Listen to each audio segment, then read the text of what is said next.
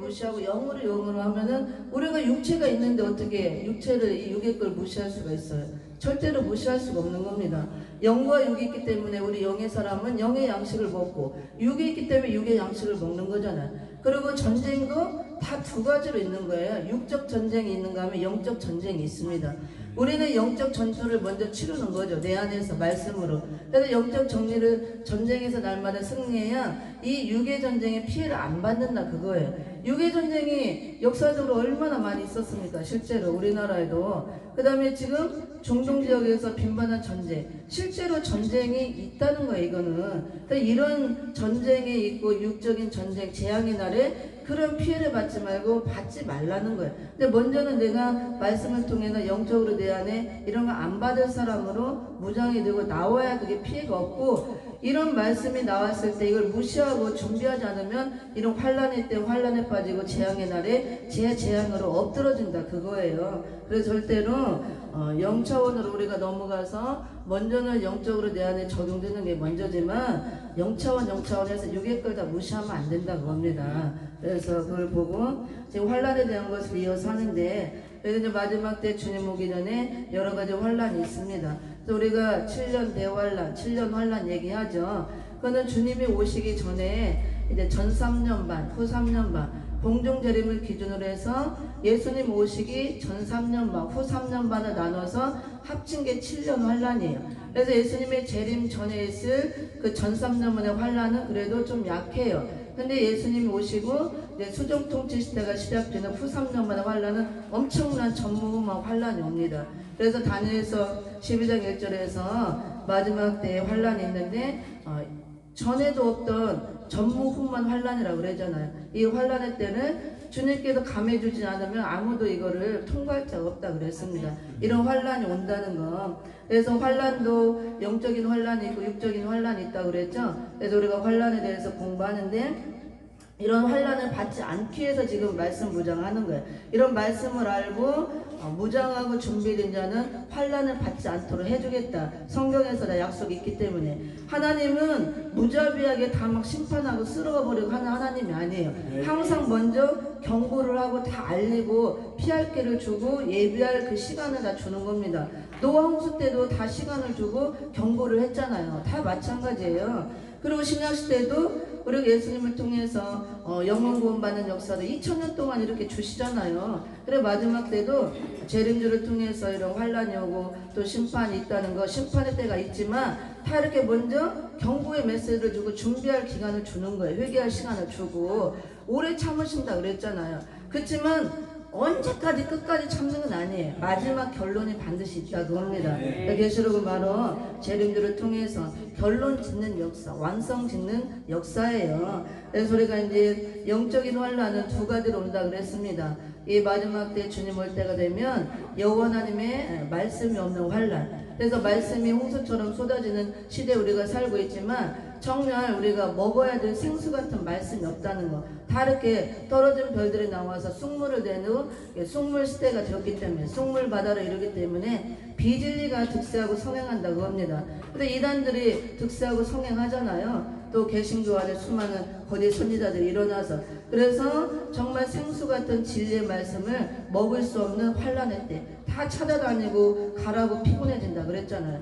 그 다음에 이런 시대적인 말씀이 없다 그거예요. 전부 다 지나간 역사만 말하고. 그래서 점점 이제 갈수록 이 시대적인 말씀을 새 양식으로 주셨고 새 말씀으로 나왔는데, 시대의 법대로 따르지 않고 이걸 먹지 않으면 계속 은혜 시대 말씀만 전하면 갈수록 그 말씀이 쑥물이 되는 거예요. 시대에 맞지 않는 말씀이기 때문에. 제가 예를 들어 설명해 줬잖아요. 예수님 오셔서 이제 천국복음을 열어놓고 새로운 그 믿음의 법 시대를 열어놨죠. 새로운 새 말씀이 나왔잖아요. 새 진리가. 율법 시대는 끝이 나고. 근데 계속 바리새인과 그 서기관들, 유대인들이 어땠어요?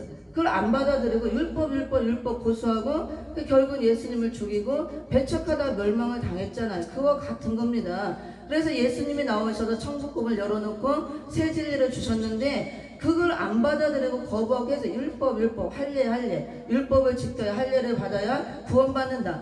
하나님의 그 시대적인 의를 모르고 그 법을 모르고 때를 모르는 거예요. 그게 하나님을 대적하는 거예요. 의도 다 시대적인 의가 있는 겁니다. 율법으로 구원받기는 율법의 의 시대가 있고, 그 다음에 십자가의 의 시대가 있고, 마지막 때는 심판의 의를 통해서 우리를 구원한다 그겁니다. 그래서 때를 모르고 이렇게 때에 알맞는 양식을 먹지 못하고 나눠주지 못하면 그 종이 때를 모르는 분별 못하는 악한 종이 되고 하나님을 대적하는 종이 되고, 그 말씀이 쑥물이 되는 거야. 점점 갈수록 내가 되려고 되는 게 아니고. 그래서 그 말씀을 모르고 이 때를 모르고 그것만 하고 있으면은 그게 주님 올 때 불법한 자가 되고 자동 거짓 선지자가 되는 거예요. 내가 되려고 되는 게 아니고. 그래서 그게 다 필요 없다는 게 아니고, 그 말씀을 먹고 우리가 구원받았고 영혼구원 이루어졌고 먹고 자라왔습니다. 몸에 이미 이루어진 거예요. 그 말씀 플러스 이 선지서 요한계시록 말씀, 진리의 말씀까지 더 나가고 올라가야 된다 그겁니다. 그게 완전한 데까지 가는 거예요. 그래서 그 말씀을 우리가 준비해서 전해드릴 줄 믿습니다. 근데 지금이 이제 우리가 이게 교차되는 시점, 섞여지는 시점이 있다 그랬죠. 근데 앞으로 점점 갈수록 이 새 양식을 먹는 이 새 시대를 여는 이 말씀을 열어놓은 시대가 됐기 때문에 이 말씀을 무장하지 않으면 말씀을 이제 외치지 못할 때가 와요. 왜냐면 다 벙어리가 돼서 앞으로 전부 다 이 예언의 말씀을 막 외치는 때가 와서 너도 나도 무장해서 외치는데, 이 말씀을 준비하지 않으면 이제 벙어리 개가 되는 거예요. 시대적인 말씀을 못 외치니까. 옛날 것만 외치면 사람들이 안 와요. 이게 때가 지났기 때문에. 그래서 우리가 지금 이 시점에서 하나님이 불러서 말씀을 듣게 한다는 게 너무 감사하고, 저도 뭐 부족한 거예요. 송 목사님도 먼저 조금 알게 해준 거 이게 외치면서 더 무장하고 가고 함께 가는 겁니다. 그래서 함께 무장해서 말세종으로 시대적인 종들로 쓰임받기를 바랍니다. 그래서 이 마지막 시대는 꼭 목사만 해당되는 게 아니에요. 우리 권사님처럼 평신도들 다 이렇게 종으로 하나님 부를 수 있다는 거 무장을 해야 된다고 합니다. 그 다음에 영적인 환란도 이렇게 말씀이 없는 환란이 오고 이미 그때가 되었죠. 그 다음에 성령의 은혜가 끊어지는 환란, 은혜의 비가 내리지 않는다고 합니다.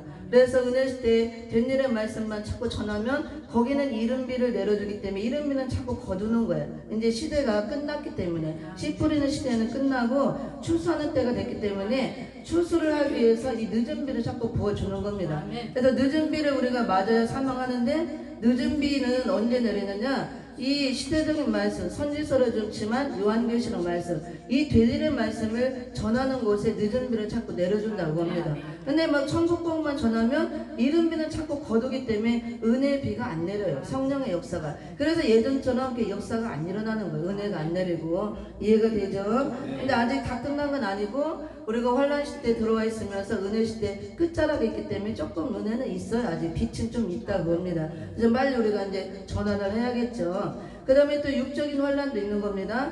육적인 환란은 믿는 자나 믿지 않는 자나 똑같이 다 적용되는 환란이에요. 그래서 육적인 환란은 이제 세 가지로 와요. 첫째로 기근으로 오는 환란, 그 다음에 이제 황충이로 오는 환란과 전쟁으로 오는 환란이 있습니다. 그래서 오늘 첫 번째 기근으로 오는 환란, 어떤 기근의 역사가 있고 어떻게 오는지 공부합니다.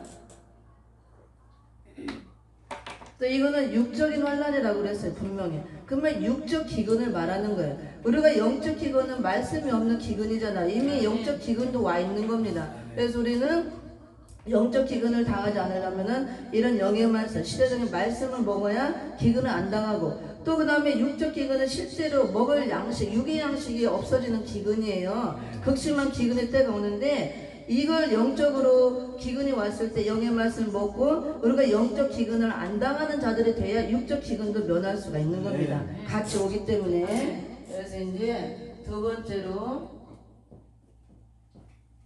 육적인 기근에서 첫 번째로는 이제 육적인 환란에서 환란이 육적인 환란에서 육적인 환란 첫 번째로 기근으로 오는 환란. 이거는 실제로 이제 육적 기근이에요. 육적 기근. 실제로 육의 양식이 없는 그런 기근의 때가 옵니다. 우리가 이제 예언을 봐야 되겠죠. 예언. 항상 계시록은 선지서와 짝을 이루어서 해석이 나와야 됩니다. 왜냐하면 선지서에 예언된 대로 계시록이 이제 성취가 되어지기 때문에. 첫째로 마태복음 24장 6절 8절에 예수님도 예언을 했습니다. 이사야서 5장 10절과 이사야서 19장 5절 10절, 그 다음에 또 아모스 8장, 그 다음에 4절 6절, 요엘서 1장 11절부터 10절부터 13절까지, 그 다음에 이제 계시록 6장 5절 6절, 이렇게 이제 기근이 올 것을 여러 선지자들이 많이 예언을 해놨지만 이게 몇 가지 다 찾아서 열거할 수는 없고 몇 가지를 이렇게 찾아서 연결해 놓은 겁니다. 마태복음 24장은 종말장이라고 하죠. 예수님이 마지막 때는 이제 말세 징조를 보이고 주님 올 때를 종말 시대라고 그러잖아. 말세지만, 그래서 마지막 때 되어질 일들을 예수님이 미리 말씀했습니다. 여러 가지 일이 있지만 그 중에서도 이제 초처에 지진과 기근이 있을 것이다. 기근이 있다. 예수님이 직접 제자들에게 말씀했죠. 마지막 때가 언제가 되고 어떤 일이 있습니까? 이렇게 물어보니까, 그래서 우리가 여기서 이제 지진과 기근도 영적 지진이 있고 육적 지진이 있습니다. 그리고 기근도 영적 기근이 있고 육적 기근이 있어요. 근데 제가 여기서 말하는 것은 육적인 기근으로는 환란을 말하기 때문에 지금 영적인 건 얘기하지 않아요. 그거는 하면 시간이 많이 걸리기 때문에 따로 영적인 거 할 때, 이제 지진도 육적 지진, 영적 지진 하면, 영적 지진은 우리 머리에서 일어나는 지진이에요. 내 머리에서 생각으로 막 부딪혀서 싸우는 지진. 그 다음에 교회 안에서 영적으로 막 부딪혀서 일어나는 지진. 그 다음에 진리와 비진리가 싸워서 지진이 일어나듯이 깨지고 막 갈라진다 그거야. 이렇게 교파가 나눠지고 깨지고.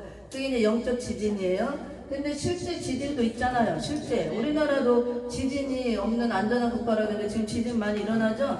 마지막 때가 됐다는 걸 보이는 거예요. 점점 심해져요. 이제 지진도 말세가 갈수록 점점 환란의 강도가 세지는 거예요. 그래서 지진도 실제 지진, 이거는 이제 육적인 환란을 말하기 때문에 실제 지진이 있고, 기근도 영적 기근은 말씀이 없는 기근, 이거는 육적 기근을 말하기 때문에 실제 먹을 양식이 없는 기근의 때가 온다 그겁니다. 그래서 여기 이제 예언을 했는데, 그러면 어떻게 해서 이렇게 지금 양식 넘쳐나죠 우리나라. 근데 우리나라는 아직까지 넘쳐나지만 아프리카 같은데 북한은 얼마나 굶어 죽는 사람이 많습니까? 너무 처참해요. 또 북한은 먹을 게 없어서 맨날 이렇게 탈북해서 오잖아요. 이건 기근으로 인해서 먹을 게 없기 때문에. 근데 점점 심해져서 우리나라도 이제 점점 이 먹을 양식이 없는 극심한 기근의 때가 와. 이게 전 세계적으로 임하는 기근이 오기 때문에. 그래서 성경에다 예언이 되어 있습니다. 이사야서 5장에 여기 보면 어떻게 기근이 오냐. 열흘갈이 포도원에서 포도주 한 바트가 난다고 그랬어요. 포도주 한 바트. 열흘갈이 포도원은 약 10,000평 정도 되는 그 평수예요. 10,000평. 엄청 넓죠. 10,000평.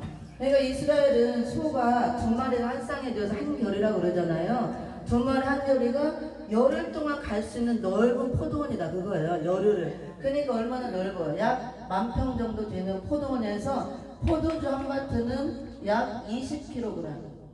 거의 전멸이죠. 왜냐면 마지막 때는 점점 홍수가 막 와서 다 쓸어버리고, 그 다음에 가뭄으로 다 말라 죽고, 그 다음에 이런 뭐 쓰나미나 인재, 천재, 지변이 많이 일어나잖아요. 그래서 이런 얼마 전에 호주 산불 대단했죠. 5개월 이상 타버리고, 이게 전부 다 인재로 인해서 그런 재난이 많이 일어나므로 이게 농사가 안 된다 그거예요. 저기 뭐 아프리카 어디 또 미국도 몇 년 전에 뉴스도 보니까 어마어마한 옥수수 농장이 비가 나서 다 말라 죽더라고. 우리나라도 여름에 되면 부분적으로 막 가뭄 많잖아요. 그래서 농사를 지을 수 없고 다 말라 죽는 거야. 아니면 홍수와 태풍으로 막 쓸어버리고. 근데 열흘갈이 포도원, 10,000평이나 되는 포도원이 다 이게 포도주를 걷어서 포도를 걷어서 짜봐야 20kg밖에 안 나온다. 거의 수확이 없는 거예요. 이런 극심한 기근의 때가 온다 그겁니다. 그 다음에 이사야 19장 5절 10절에서는 어떻게 해서 기근이 오냐. 마지막 때가 되면 물들이 다 오염이 된다고 나와요. 물들. 그래서 여기 바다와 강물이 줄어들고 마른다. 그 다음에 줄어들고 마르고 왜 비가 안 오니까 난 오염이 돼서 악취가 난다. 악취가 난다. 이건 다 오염되는 거죠. 그래서 아까 우리가 계시록 16장 진노의 일곱 대접을 쏟을 때도 바다에 쏟으니 바다가 죽은 자의 피같이 된다. 이건 바닷물이 다 죽는 거예요. 그래서 생물이 죽은 자의 피는 검푸르잖아요. 붓고. 그래서 바다가 죽은 바다가 돼서 생물이 살 수 없는 그게 재앙이에요. 재앙. 근데 이게 점점 심해지는 거예요. 지금도 막 물들이 다 오염되고 바다 물 강물이 막 줄어들잖아. 그리고 다 오염돼서 그 물고기들이 멸종된 거 많잖아요. 우리나라도 오징어도 안 잡히고 동태도 안 잡히고 점점 어부들이 옛날같이 잡히지 않는다 그러잖아요. 다 오염이 되고 이 유조선이 막 뒤집어져 기름이 뜨고 그 다음에 또 원전이 파괴돼서 그런 걸로 인해서 이게 점점 심해지는 거예요. 그래서 16장에 가서 진노 일곱 대접을 쏠 때는 바다가 다 이렇게 죽은 바다가 돼서 생물이 살 수가 없는 거예요. 그게 재앙이에요. 재앙. 실제로 피가 되는 게 아니고. 그래서 악취가 여기다 예언이 됐지. 악취가 나고 그래서 고기가 잡히지 않아서 어부들이 다 탄식을 한대요. 어부들이 탄식하고 그 다음에 이게 백향목을 짜는 자, 그 다음에 또 백목을 짜는 자들 전부 다 옷감을 만들어 놓고 뭘 물건을 생산하는데도 살짝 없다는 거예요. 기근으로 인해서. 그리고 또 이런 기근으로 인해서 공장들이 돌아가지가 않아. 일을 할 수가 없고 그래서 품꾼들이 다 근심을 한다는 거예요. 품꾼들이 근심. 품꾼들이 근심을 한다. 이게 이제 이런 극심한 기근으로 인해서 전부 다 어려워지고 이렇게 물이 오염되고 또 실업 대란이 일어나고 그 다음에 우리나라 실업자들 얼마나 많아요. 실직자들 이런 걸로 인해서 만들어놔도 팔리지도 않고 살자도 없고 기근이니까 그 다음에 노동력도 없고 공장도 가동이 안 되고 이런 일들로 인해서 먹을 양식이 없다는 거예요. 점점 더 이렇게 온다는 걸 손지자가 다 이해하는 대로 지금 다 우리 시대에 이루어지고 있잖아. 실제로 바닷물 강물 줄어들고 우리 요즘에 물 그냥 못 먹잖아요. 다 오염돼서 사 먹고 이게 점점 심해지는 거예요. 점점 갈수록 강도가 세진다고 합니다. 그 다음 아모스 8장에서는 또 어떻게 예언이 됐냐면은 가난한 자를 은으로 다 산다 그랬어요. 은으로 사고 그 다음에 가난한 자들은 신 한 켤레로 사고 파는 이런 현상이 있다고요. 현상. 그 다음에 우리가 잼미를 팔자. 잼미는 쭉정이를 말하는 거예요. 먹을 수 없는 거죠. 쭉정이는 반쭉정이 이거를 팔자 그래. 잼미를 팔자 하는도다. 먹을 게 없으니까 이거라도 팔고 우리가 또 양식을 구하고 이런 시대가 온다 그겁니다. 그래서 이렇게 가난한 자들은 은으로 사고 신앙털레로 가난한 자들은 사고 파는 현상들 이게 뭐냐면 먹을 양식이 없고 이렇게 어려워지니까 빈부격차가 더 심해지는 거예요. 그래서 가난한 자는 더 살기 힘들어집니다. 신앙털로 사람을 사고 판다는 것은 사람이 다 상품화 되어서 노예처럼 사고 팔고 옛날 이런 노예가 아니고 돈이 없고 먹을 게 없으니까 이렇게 물건 하나 뭐 곡식 이런 걸로도 사람이 노예처럼 팔려가고 이렇게 사고 파는 그런 일들이 있다고요. 쉽게 얘기하면은 오늘날 이렇게 몸을 다 먹을 걸 얻기 위해서 이런 걸 위해서 돈 많은 사람 부자들의 몸을 맡기고 사고 파는 것도 다 들어가는 거예요. 그래도 계시록 18장의 마지막 때 바벨 세상에 되면은 사람의 영혼까지도 다 상품화한다 그랬잖아요. 다 그런 걸 말하는 겁니다. 지금도 막 그러잖아요. 요즘 젊은이들은 그냥 돈밖에 모르고 편안하게 살려고 그러니까 막 힘든 일 안 하려고 그러고 쉽게 돈 벌어서 이렇게 뭐 쾌락을 누리고 막 재미에 빠져 살려고 못하니까 이 돈 많은 남자들 유부남도 쉽게 결혼을 하고 그 다음에 그런 정조 개념이 없어지잖아요. 다 막 팔잖아요. 내 뭘 위해서는 영혼까지도 팔겠다. 그러니까 이런 시대가 이미 되었고 점점 이게 심해진다고 합니다. 어려우니까 살기가. 그 다음에 요엘서 1장 여기서는 또 어떤 일이 일어나냐면은 이런 극심한 기근으로 인해서 전부 다 밭이나 포도밭이 다 황폐해진다고. 황폐해진다. 이제 가뭄이 극심해지고 홍수가 오니까 곡식과 포도밭이 다 황폐돼서 농사가 되지 않는다고 합니다. 그러다 시들고 마른다 그거예요. 모든 채소 채소나 곡식이나 또 모든 관람의 열매들이 다 마른다는 거예요. 마른다. 그래서 먹을 게 없다는 거예요. 채소밭이고 그다음에 포도밭이고 이런 거 전부 다 밭들이 기근으로 극심한 이런 기근이 오는 것이 이제 이런 재해로 오는 거죠. 그러니까 극심한 가뭄, 그다음에 홍수, 태풍, 인재, 천재 이런 걸로 인해서 또 물이 오염되고 이런 걸로 인해서 극심한 기근이 오는데 전부 다 밭들이 황폐하게 다 이제 비가 안 와서 황폐하게 되겠죠. 그래서 열매를 맺지 못하고 다 마르는 거예요. 거둘 게 없다고 합니다. 그래서 채소, 곡식, 열매 다 말라서 먹을 게 없기 때문에 이제 결과로 인간의 희락까지 다 마른다는 거예요. 인간의 희락도 마른다. 기쁨이 없다. 그게 기쁨이 없다. 우리가 영적인 기쁨은 말씀의 양식을 충분히 먹고 영으로도 은혜가 충만해야 기쁨이 오죠. 근데 육적인 기쁨은 먹을 걸 통해서 오잖아요. 우리가 먹는 거. 그래도 교회도요, 주일날이고 뭐 집회할 때 하루 종일 말씀만 주고 육의 양식 안 주면은 별로 안 좋아해요. 먹는 것도 때에 되면 풍성하게 잘 먹여주고 육의 양식도 먹고 흡족해야 기분이 좋아야 아우 여기 참 잘 준다, 잘 먹었다. 거기 가니까 먹을 것도 잘해주고 말씀도 풍성하고 너무 은혜롭고 좋아. 사람들 은혜를 받지 하루 종일 밥도 안 주고 먹을 것도 안 주고 아침부터 막 사나 기도만 하시고 말씀만 줘봐. 안 와요 다음부터. 그래서 이 육의 양식을 잘 먹어야 기쁨도 오는 거예요. 우리 송목사님은 식성이 좋아서 먹는 걸 좋아해요. 단순해서 먹을 것만 잘 주면 잔소리가 없어요. 단순해. 제때 밥 잘 주고 맛있는 거 먹게 주면 기분이 최고로 좋아요. 제때 밥 안 주면 막 짜증내. 그래서 다루기가 좀 쉽죠. 단순하니까. 그러니까 먹는 거 좋아하는 사람은 먹을 거 맛있는 거 해주면은 기분이 좋아요. 근데 이런 게 다 마루가 없으니까 기본적인 인간의 희락도 없고 다 마른다 그거예요. 그래 먹을 게 없어서 못 먹으니까 육의 양식도 못 먹으면 우리가 비실비실하고 그냥 영적으로 기쁨이 없어지잖아요. 똑같은 겁니다. 그래서 마지막 때 환란은 이렇게 영적인 환란도 있고 육적인 환란도 있는데 실제로 이렇게 기근으로는 환란이 있다는 거. 그래서 영어로 해서 다 영어로 해석하면 이거 다 필요 없는 거야. 그게 아니에요 절대로. 우리가 영적 기근도 있고 육적 기근도 있는 겁니다. 같이 육이 있기 때문에 하나 같이 적용이 돼야지 이걸 분리하면 안 되는 거예요. 그 분리는 영과 육의 분리는 죽어야 분리가 되는 거지. 우리가 이 땅에서는 이게 같이 가는 겁니다. 근데 이제 영적인 게 먼저 우선이죠. 그래야 이런 육적인 환란을 안 받는다 그 말씀입니다. 그러면 이렇게 보고 이런 환란이 오고 여기는 또 계시록 6장 이렇게 예언을 해놓고 지금 예언이 성취되는 걸 우리가 다 보잖아요. 이루어지는 시대에 이미 살고 있는 겁니다. 점점 이게 심해지고 그리고 이렇게 점점 심해지다가 계시록 6장 5절 이 말씀이 이루어질 때 우리가 계시록 시대가 되면은 이게 엄청난 이제 기근이 오는데 한 데나리온에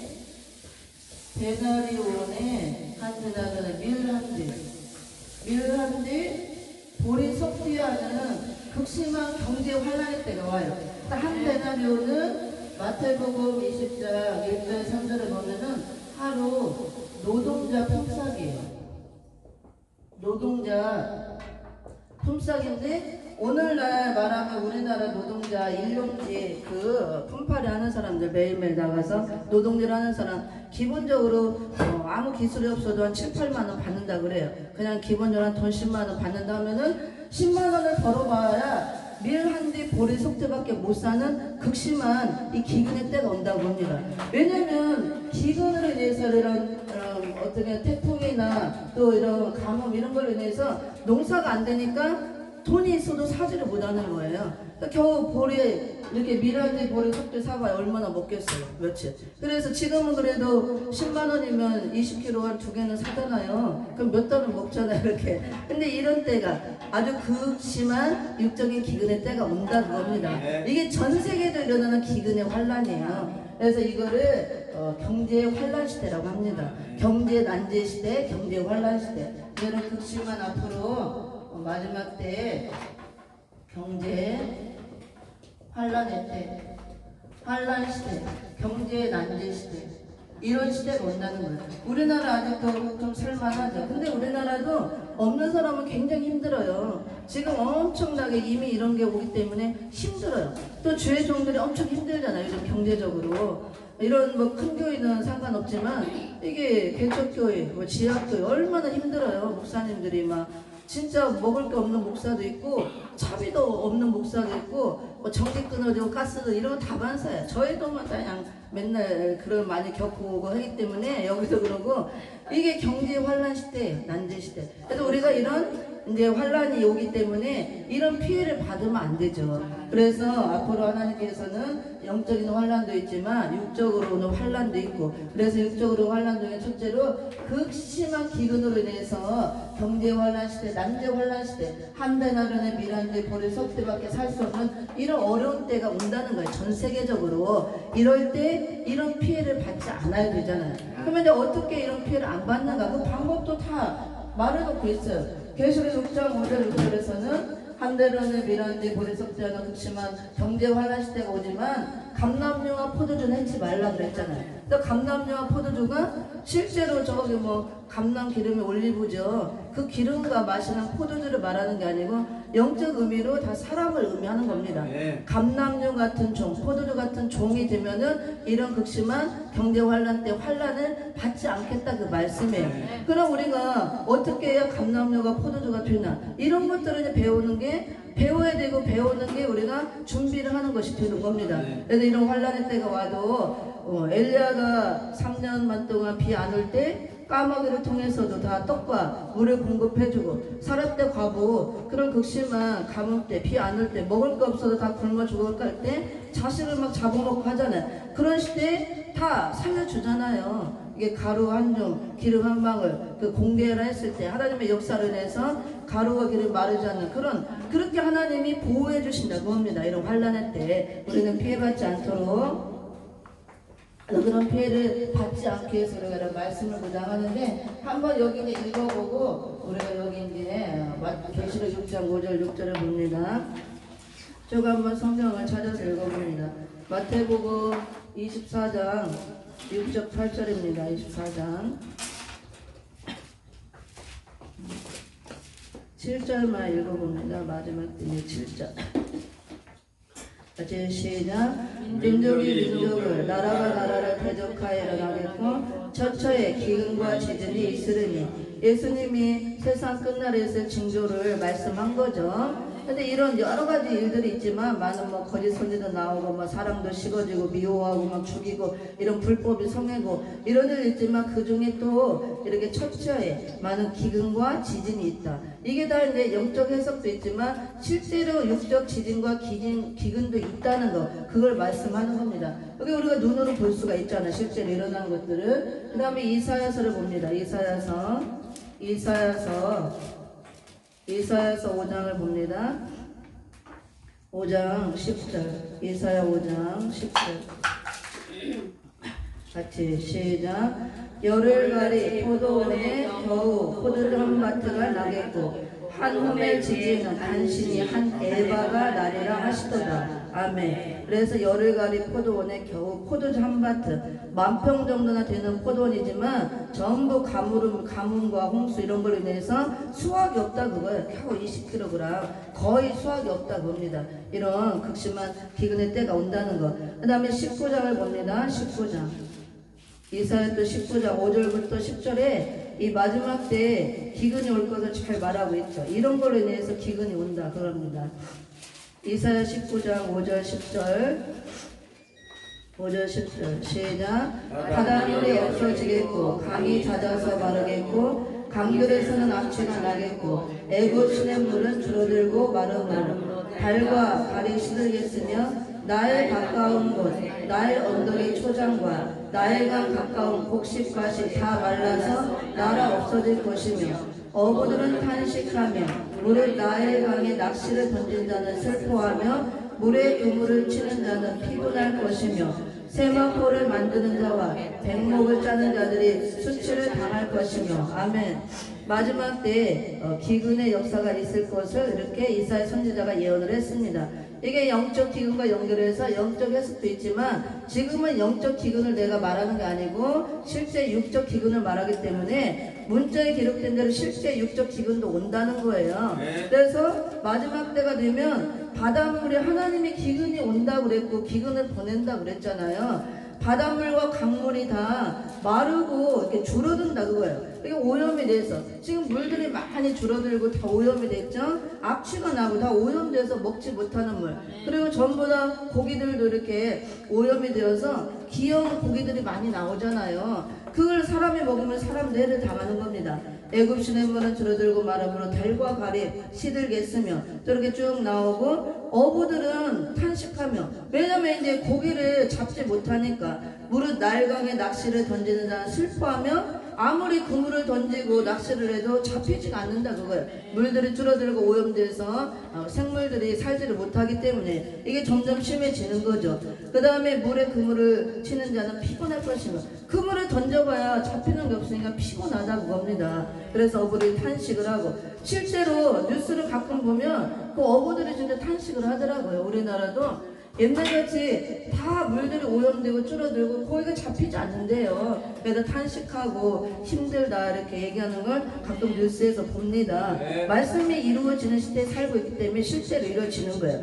세마포를 만드는 자와 백목을 짜는 자 이건 전부 다 만드는 거죠. 공장이 돌아가고 가공을 하고 여러 가지 옷감들 생필품들 만들고 이런 걸 해봐야 수치를 당한다는 것은 공장을 제대로 돌릴 수도 없고 공장이 가동이 안 되고 멈춰지고 생산이 안 되고 해놔도 팔리지도 않고 사가지도 않는다. 어려우니까. 근데 우리나라 또 이런 마지막 재앙 때 재앙의 날에 이런 일들이 여러 가지 있을 것을 말씀하며 마지막 재앙 중에 또 이렇게 질병으로 인한 재앙이 올 걸 말씀하고 있고 우리가 우한 폐렴을 통해서 그것들이 이루어지는 걸 보고 점점 질병으로는 재앙도 심해져요. 더 많은 사람이 죽고 더 고칠 수 없는 신종 바이러스들이 등장합니다. 그게 바로 첫째 대접을 땅에서 될 때 독한 헌대가 일어나는 독종의 재앙. 이게 그때는 더 많이 이제 심해지겠지만 갈수록 심해지는 거예요. 더 많이 죽는 겁니다. 지구 땅 곳곳에서. 그래서 이런 일들이 실제로 일어나고 실제로 이런 재앙들이 있기 때문에 실제로 이렇게 기근으로 인해서 많은 사람들이 공장도 이렇게 돌아가지가 않고 만들어놔도 누가 사지도 않는다 그거예요. 어렵고. 그리고 지금 우한 폐렴의 여파로 인해서 우리나라 그 현대 자동차나 또 어디죠? 대표적인 이런 자동차 회사들이 다 지금 부품을 가져오지 못해서 다 문 닫고 있고 그런 현상이 일어나잖아요. 이런 여파들로 인해서 경제 환란의 시대가 오는 거예요. 점점 경제 난제 시대. 이게 경제가 다 마비되고 무너지는 거잖아요. 이런 걸로 인해서 이게 마지막 때 재앙이에요. 성경에다 계시록에 기록된 대로 우리가 이런 것들을 오는 걸 알 수가 있습니다. 그 다음에 이제 아모스를 봅니다. 아모스서 8장. 아모스 8장. 아모스 8장 거기 4절 6절을 봅니다. 8장 4절 6절 같이 시작. 궁핍한 자를 삭히며 땅에 가난한 자를 많게 하는 자들아 이 말을 들으라. 너희가 이르기를 월삭이 언제나 지나서 우리로 곡식을 팔게 하며 안식일이 언제나 지나서 우리로 밀을 내게 할고 에바를 작게 하여 세계를 크게 하며 거짓 저울로 속이며 은으로 가난한 자를 사며 신 한 켤레로 궁핍한 자를 사며 잿비를 팔자 하는도다. 아멘. 여기 극심한 기근으로 인해서 먹고 살기가 어려워지니까 은으로 다 가난한 자를 사고 신 한 켤레로 궁핍한 자를 사고 파는 이런 일들 잿비를 다 팔자 하는도다. 이런 일들이 있다 봅니다. 사람의 영혼까지도 상품화해서 팔고 이런 시대가 온다는 거 계시록을 한번 봅니다. 18장에 마지막 때 바벨론이 어떻게 되어지는가. 이 말세가 되면 상고들이 나홈서 1장 16절에 보면 하늘의 별과 같이 많아진다 그랬어요. 상고들은 다 장사꾼들을 말하죠. 그래서 세상에서 육적으로 장사하는 상고들도 하늘의 별과 같이 많아지고 그 다음에 영적으로 교회 안에서 장사하는 상고 목자들 말씀을 상품화해서 팔아서 장사꾼하는 장사하는 이런 싹큰 목자들, 그 다음에 성도들을 그 영혼들을 상품화해서 요셉이 이렇게 팔려갔듯이 요셉이 다 팔려간 것은 마지막 때 성도들이 다 팔려갈 걸 모형적으로 다 보여준 사건이에요. 상품처럼 다 팔린다고 합니다. 영혼들을 사고 팔고. 그래서 많은 지금 상고들이 엄청 많아요. 저는 이 말씀이 얼마나 심각나는지 진짜 하늘의 상고들이 하늘의 별거같이 많을 것이다 라면서 예언대로 지금 나가보세요. 상고들이 얼마나 많나. 그냥 가면은 눈 들 데가 없어요. 전부 다 간판이 우리 영적으로 유익된 간판이 하나도 없어요. 전부 이렇게 수많은 상고들, 육적 상고들, 장사꾼들, 교회 안에는 영적 상고들, 이렇게 싹군 목사들, 거짓 선지자들로 인해서. 그래서 무엇을 사고 파냐면은 12절 계시록 18장 11절 12절을 봅니다. 18장 11절 12절 13절까지 한번 읽어봅니다. 시작. 땅의 상고들이 그를 위하여 울고 애통하던 것은 다시 그 상품을 사는 자가 없습니다. 그 상품은 금과 은과 보석과 진주와 세마포와 자주 옷감과 비단과 붉은 옷감이요 각종 향목과 각종 상아 기명이요 값진 나무와 진유와 철과 옥석으로 만든 각종 기명이요 계피와 향료와 향과 향료와 유향과 포도주와 감람주와 고운 밀가루와 밀과 소와 양과 밀과 수레와 종들과 사람의 영혼들이라. 아멘. 사람의 영혼까지 상품화해서 사고 파는 시대가 이 마지막 시대라는 겁니다. 그래서 이거는 육적인 상고들은 실제로 이런 각종 상품을 팔지만 교회 안에서 영적 상고들은 말씀을 가지고 장사꾼처럼 이렇게 사고 팔고 말씀 장사를 하고 자기 일을 채우기 위해서 그 다음에 이 영혼, 사람들의 영혼까지도 상품화해서 사고 팔고 하는 이런 상고 시대가 온다고 합니다. 근데 이게 마지막 시대. 그래서 바벨론의 심판을 받고 멸망을 받고 교회가 세상과 타협하고 세속화되면 똑같이 바벨론 성이 되어서 같이 심판을 받는 겁니다. 그게 바벨교회고, 그래서 이렇게 가난한 자들 전부 다 사고 파는 일이 있을 것이다. 신앙결례로 갖고 가난한 자들은 신앙결례로 다 팔리는 거예요. 이렇게 다 노예처럼 팔리고 이런 시대. 그 다음에 이제 요엘서 1장을 봅니다. 요엘서 1장. 요엘 선지자는 뭐라고 예언을 해놨는지. 요엘서 1장.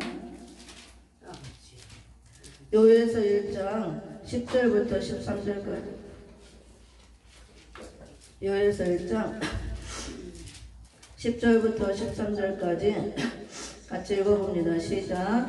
밭이 황무하고 토지가 초량하니 곡식이 지나여 새 포도주가 말랐고 기름이 다하였도다. 농부들아 너희는 부끄러워할지어다. 포도원을 다스리는 자들아 곡할지어다. 이는 밀과 보리의 영구라. 밭의 소산이 다 없어졌음이로다. 포도나무가 시들었고 무화과나무가 말랐으며 석류나무와 대추나무와 사과나무와 및 밭의 모든 나무가 다 시들었으니 이러므로 인간의 희락이 말랐도다. 아멘. 그래서 마지막 때가 되면은 극심한 기근으로 해서 밭이 황무하고 토지가 다 철황해서 이렇게 황폐하게 된다 그거야. 실제로 육적 땅들도 오염이 되고 이런 또 홍수나 자연재해 또 천재 인재를 통해서 황폐가 되고 밭도 다 마르고 그 다음에 포도원도 다 마르고 그래서 포도나무가 시들고 무화나무 각종 열매가 다 말라서 수수할 것이 없다 그거예요. 이렇게 우리가 거둬서 먹을 것이. 그 다음에 밭도 마르고 포도원도 마르고 전부 다 밭의 모든 채소 그 다음에 곡식들 열매들이 다 말라서 먹을 게 없다 그거예요. 실제로 이거는 육적 기근을 말하기 때문에. 그런데 영적 기근은 여기서 이제 뜻들이 다 다른 영적인 의미들이 있습니다. 그래서 교회를 또 포도 밭으로 비유하고 또 그 다음에 무화과 나무는 또 육적 그 이스라엘들 율법을 의미하기도 하고 마지막 때는 다 교회를 의미해요. 무화과 나무, 포도나무 다 교회를 의미하고 성경에서 나무는 또 사람을 비유로 많이 얘기합니다. 여기는 이런 뜻이 있고 이 영적인 거는 다음에 내가 해석하고 여기 실제로 우리가 그래서 육적으로도 해석을 해야 되고 영적으로도 해석을 해야 돼요. 계시록도 해석을 할 때 육적 해석이 있고 영적 해석이 있고 육적으로 문자로만 해석이 되어지는 것도 있고 또 영적으로 영차원으로만 해석되어지는 거 있고 영과 육이 같이 가면서 같이 해석되어지는 거. 그래서 이걸 잘 해석해야지 문자로만 다 해석해도 안 되고 또 다 영어로만 해석해도 안 되고 영과 육을 잘 대입해서 해석을 해야 올바른 해석이 나온다고 합니다. 여기서는 실제로 육적 기근을 말하기 때문에 실제로 이렇게 밭들이 다 황무지처럼 황폐하게 되어서 농사가 되지 않고 다 말라서 열매가 없다고요. 먹을 게 없다. 그래서 다 먹을 게 없으니까 인간의 희락까지 다 마른다고요. 기쁨이 없다고요. 우리가 목사님들도 보면은 너무 연단받아서 경제적으로 어렵고 힘들고 막 먹고 사는데 치여갖고 제대로 기도도 못다 이러면은 목사들도 다 영적으로 구원받고 기도하면서도 이게 막 삶에 찌들어가지고 얼굴에 기쁨이 없어요. 얼굴이 먹고 사는데 찌어가지고 맨날 거기에 오늘은 뭘 먹고 내일 먹고 이번 달은 어떡하고 근심 걱정에 찌들어갖고 얼굴이 막 근심이 있고 기쁨이 없어. 실제로 그러더라고. 그래서 똑같은 겁니다. 우리가 먹을 게 다 없어지면 아무리 영으로 충만해도 다 기쁨이 없어지는 거예요. 그래서 육은 육이니까 먹어야 되는 거예요. 먹어야. 그래서 목사님도 오늘 하루 종일 아침부터 예배드리고 하는데 밥 굶고 오늘은 다 금식하고 해라 그러면 좋아하겠어요? 저부터도 별로 안 좋습니다. 그래서 우리가 육의 양식도 먹어야 되는데 마지막 때는 이렇게 영의 양식도 못 먹는 여호와 말씀이 없는 영적 기근도 있지만 실제로 육의 양식도 먹을 수 없는 이런 기근이 온다는 거예요. 점점 지금은 이제 전 세계적으로 부분이죠. 특히 아프리카나 북한이 심하지만 점점 이게 세계적으로 다 오는 거예요. 그래서 우리나라도 앞으로 이런 기근이 오는데 얼마만큼 극심한 기근이 오냐? 계시록 6장을 봅니다. 계시록 6장 5절 6절. 계시록 6장 5절 6절. 계시록 6장 5절 6절을 봅니다. 시작. 셋째 일을 계실 때에 내가 들으니 셋째 생물이 말하되 오라 하기로 내가 보니 검은 말이 나오는데 그 탄자가 손에 저울을 가졌더라. 내가 내 생물 사료서 나는 듯한 음성을 들으니 가로되 한 데나리온의 밀 한 대여 한 데나리온의 볼의 속대로다. 또 감람류와 포도주는 해치 말라 하더라. 아멘. 그래서 이 셋째 해를 뗄 때 저울을 잡고 나오는 검은 말이 나와서 역사를 하죠. 경제권을 저울을 가졌다는 것은 경제권을 잡고 나와서 자본주의 경제운동이라고 그랬잖아요. 이런 검은 말의 역사를 인해서 마지막 때에 경제 난제 시대가 온다고 합니다. 경제 환란의 시대. 그래서 실제로 또 이런 가뭄이나 홍수로 인해서 밭들이 다 황폐가 되고 먹을 것들이 다 말라서 수확이 없기 때문에 이런 기근으로 인해서 먹지 못하는 극심한 기근이 오고 또 자본주의 검은 말의 역사로 인해서 경제 환란의 시대가 와서 어려워진다고 합니다. 이럴 때가 오는데 그러니까 한 데나리온의 볼의 속대 그 다음에 밀 한 대 노동자 그 품삯 하루 품값으로 밀 한 대 볼의 속대밖에 살 수 없는 극심한 이런 경제 환란 때가 올 때에 감람류와 포도주는 해치 말라 그랬잖아요. 여기만 하고 이제 마치고 다음 시간에 이어서 할 텐데 이런 극심한 경제 환란이 올 때 우리가 경제 환란의 피해를 받으면 안 되죠. 그렇죠? 그러면 이제 먹을 게 없으니까 굶어 죽잖아요. 영으로 아무리 충만해도. 그다음에 경제 난제 시대 이런 피해를 안 받아야 되는데 안 받는 방법이 감람류 포도주 내지 말라 그랬잖아요. 이게 아주 중요한 겁니다. 감람류와 포도주는 내지 말라. 포도주는 내지 말라. 피해가 없다 그거예요. 경제 환란 시대 때, 경제 난제 시대 때 이렇게 피해 받지 않는 방법이죠. 이게 피해 받지 않는 방법. 감람류와 포도주는 해치 말라 그랬기 때문에 우리가 감람류와 포도주가 되면 해를 안 받습니다. 아무리 이런 극심한 기근이 와도 하나님이 다 책임져주고 다 먹여주고 입혀주고 필요한 거 공급해준다고 말씀이에요. 그럼 감람류가 포도주가 뭔지를 알아야 되죠. 감람류는 뭘 말하느냐, 감람류는 감람 기름을 말하는 거예요. 감람 기름 바로 성령의 기름을 말합니다. 실제로 구약 때는 그 성막에 불을 밝힐 때 감람 열매를 찧어서 기름을 내서 불을 밝혔죠. 그래서 감람나무에서 감람류가 나오잖아요. 근데 이거는 영적으로 감람류는 감람 기름인데 성령의 기름을 말해요. 그래서 마지막 때에 머리에 성령의 기름 부음 받은 종을 말합니다. 그래서 우리가 마지막 때 머리에 이 성령의 기름 부음 받은 종이 돼야 이 경제 환란 때 이 환란의 피해를 안 받는다 그 말씀이에요. 그게 바로 열처녀 비유에서 기름 준비한 5처녀에 해당이 되는 겁니다. 말세가 되면 기름이 떨어진다 그랬잖아요. 그래서 떨어진 상태로 미련한 처녀가 있으면 안 되고 이 시대적인 말씀을 통해서 기름을 다시 부어준다 그랬잖아요. 채워준다. 또 우리가 지금 말씀 보장하는 것이 이 그릇에, 심령의 그릇에 기름을 준비하는 역사, 채우는 역사예요. 그래서 감람주라는 것은 이 감람주는 바로 성령의 기름을 말하는데 마지막 때에 다 사람을 말하는 거예요. 감람주, 포도주는 마지막 때 머리에 성령의 기름 부음 받은 종을 말하는 겁니다. 기름 부음 받은 종.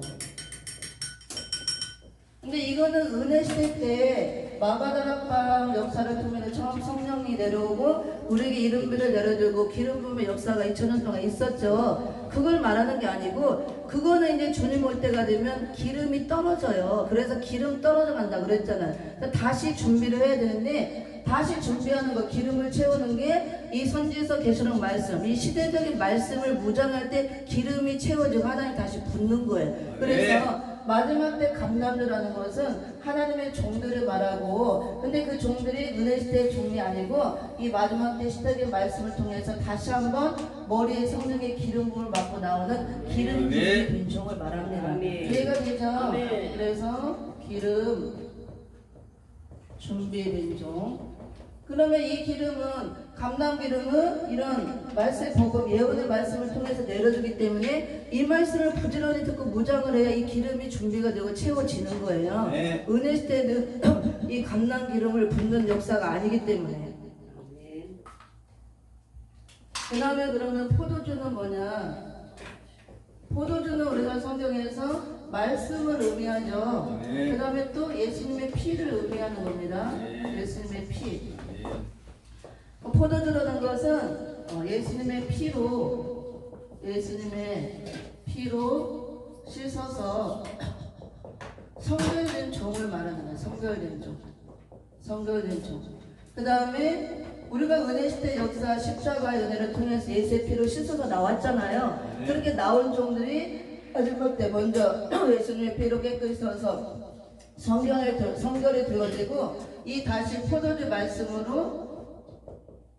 말씀을 먹고 나온 종을 말하는데 이 포도주는 은혜 시대 때 포도주가 아니고 환란 시대 나오는 포도주를 말하는 거예요. 환란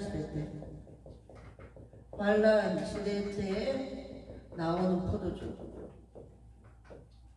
그래서 이거를 이사야서 25장 6절 8절에서 오래 저장한 맑은 포도주라고 표현합니다. 맑은 포도주. 요한복음 2장에서 보면은 가나 혼인 잔치를 통해서 포도주가 2번 나오는 걸 볼 수 있잖아요. 잔치가 열어졌을 때 먼저 원래 포도주가 있었죠. 근데 잔치가 한참 무르익다 보니까 먼저 나온 포도주가 모자란지라 떨어진다 그랬죠. 그게 은혜 시대 때 나온 포도주 말씀이에요. 1차로. 그 말씀이 마지막 때 주님 올 때가 되면 모자라는 현상, 떨어지는 현상이 된다 그겁니다. 그러니까 포도주가 말씀이기 때문에 은혜 시대 나온 포도주 같은 진리의 말씀이 말세가 되면 모자라고 떨어지기 때문에 그래서 기름이 안 내리는 거예요. 기름이 떨어지고 비는 거두어지고 다시 한번 마지막 때 2번째 예수님이 포도주를 만들어 놨잖아요. 그게 새 포도주를 만들어 놓은 겁니다. 그게 바로 마지막 때 교회들에게 주시는 시대적인 말씀으로 새 양식에 해당하는 계시록 말씀이에요. 이게 새 포도주, 새 양식, 단단하신 것. 이걸 먹은 종을 말하는 거예요. 그래서 우리가 감람류와 포도주가 돼야 이 경제 난제 시대, 환란 시대의 피해를 안 받는데 감람류와 포도주는 해치 말라. 감람류, 포도주는 감람류 같은 종들, 포도주 같은 종들 말하는데 감람 기름, 성령의 기름. 그래서 마지막 때 머리에 성령의 기름 부음 받은 종을 말하는 겁니다. 그러니까 기름 준비된 종. 근데 이 마지막 때 붓는 감람류, 머리에 기름 붓는 것은 은혜 시대 말씀으로 붓는 게 아니고 이제 시대적인 마지막 때 말씀, 이 예언의 말씀을 통해서 다시 한번 기름을 부어주는 거예요. 네. 그래서 기름 준비가 되어진 종을 말하는 것입니다. 네. 그리고 은혜시대 때 기름 부음의 역사는 우리 심령 안에 부어주는 거예요. 그래서 심령이 평안하고 기쁘고 즐겁고 마지막 때는 머리에 부어요. 그래서 머리에 부음으로 머리가 변화 개조되는 역사가 일어납니다. 네. 말세 종들은. 근데 이런 것들은 이제 다음 시간에 이 내용이 있는데 공부하도록 하고, 어쨌든 우리는 감람류가 포도주가 돼야 되는데 네. 감람류는 이게 머리에 이렇게 성령의 기름 부음하는 종으로 마지막 때 이런 시대적인 말씀을 통해서 기름 준비된 종을 말하는 겁니다. 그 다음에 포도주도 말씀 받은 종을 말하는데, 그 말씀은 먼저 예수님의 십자가의 피로 깨끗하게 씻어서 순결된 종들, 중생되어진 죄사함 받은 종들이 마지막 때 다시 한번 포도주 말씀을 먹고 나오는 걸 말하는데, 이건 환란 시대에 새 포도주로 나온 새 양식, 바로 요한계시록 말씀을 다시 한번 먹고 무장하고 나오는 종을 말하는 거예요. 이 포도주는 바로 이제 두 번째 나온 포도주로서 이사야 25장 6절 8절에서는 오래 저장한 맑은 포도주라고 표현합니다. 이 포도주를 먹어야 사망이 완전히 멸해지는 거예요. 그래서 우리가 사망이 멸해진 몸 변화체로 나와서 들림 받을 몸이 되고 공중에 오시는 재림의 주를 우리가 들림 받아서 영접할 수가 있는 겁니다. 그래서 감람류와 포도주는 해치 말라. 앞으로 이제 볼이 이렇게 한 데나련에 미란데 볼이 썩도하는 실제로 극심한 경제 환란의 때, 육적 기근의 때가 온다 그거예요. 물질도 다 마르고 어려워지고 먹을 것도 없고 엄청 이제 힘들어지는 시대가 점점 더 온다 겁니다. 이럴 때 감람류와 포도주는 하나님 해치 말라 명령을 했기 때문에 머리에 기름 부음 받고 나오는 감람류 같은 종들, 그 다음에 포도주 말씀으로 씻어서 성결되어지고 또 시대적인 새 포도주를 내놓은 오래전한 맑은 포도주 같은 이런 말씀을 먹고 무장한 종들을 하나님이 보호하고 지켜준다 그 말씀이에요. 그래서 오늘은 여기까지 하고 다음 시간에 이걸 구체적으로 감람류와 포도주에 대해서 공부하도록 하겠습니다.